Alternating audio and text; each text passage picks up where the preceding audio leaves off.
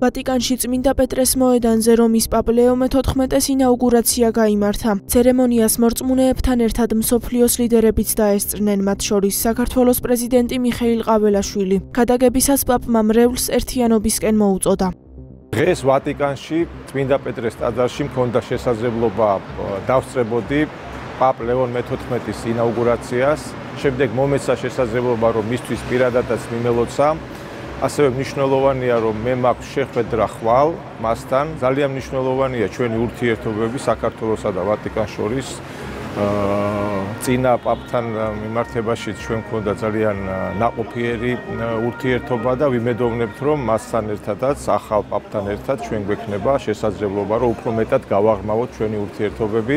შედგა ახალი პაპის ინაუგურაცია, მაღალი დონის სტუმრები ესწრებოდნენ ღონისძიებას სხვადასხვა ქვეყნებიდან და საქართველოს პრეზიდენტიც მონაწილეობდა ამ ღონისძიებაში დელეგაციასთან ერთად. ჩვენ გვქონდა შესაძლებლობა მივსალმებოდით ახალ პაპს, იმედს გამოვთქვამთ, რომ ვატიკანთან ურთიერთობები ახალი პაპის პირობებშიც იქნება ისეთივე მჭიდრო და ახლო, რაც ჩვენთვის არის ძალიან მნიშვნელოვანი. გვექნება შესაძლებლობა ასევე გქონდეს შეხვედრა, ჩვენ ვისაუბრებთ იმ ურთიერთობებზე, რომლებიც წლების განმავლობაში ჩამოყალიბდა საქართველოსა და წმინდა საყდარს შორის და რა თქმა უნდა გვექნება ასევე შესაძლებლობა ახალ პაპთან ვიმსჯელოთ იმ პრიორიტეტებზე, რაც აქვს საქართველოს.